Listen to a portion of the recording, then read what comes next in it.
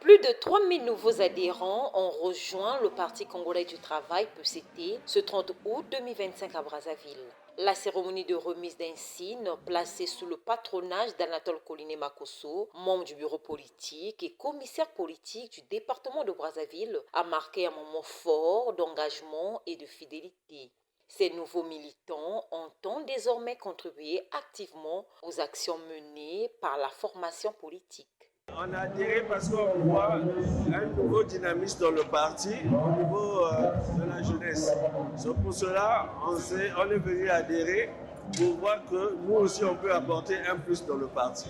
Nous sommes ici pour affirmer haut et fort notre engagement au Parti congolais du travail et nous tenons également à saluer la dynamique en cours au sein du Parti congolais du travail, particulièrement sur les préparatifs du 6e congrès ordinaire qui se pointe à l'horizon.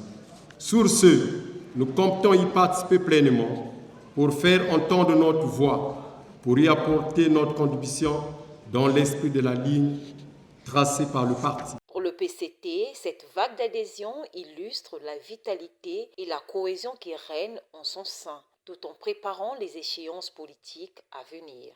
Le supplément des troupes politiques ici présents, appelés à se renforcer et à intégrer la grande masse existante, nourrit pour nous l'espoir d'engranger dans le futur des victoires de plus en plus grandes.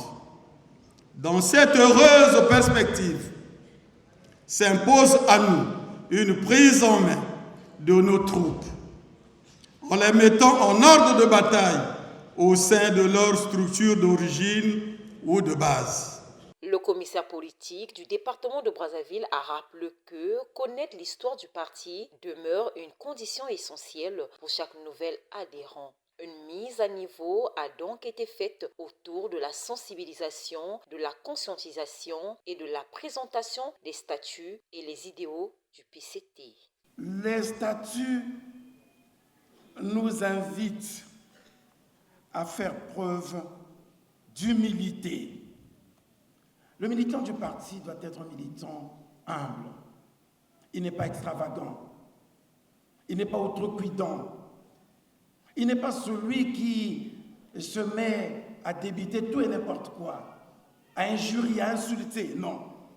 Il doit faire preuve d'humilité.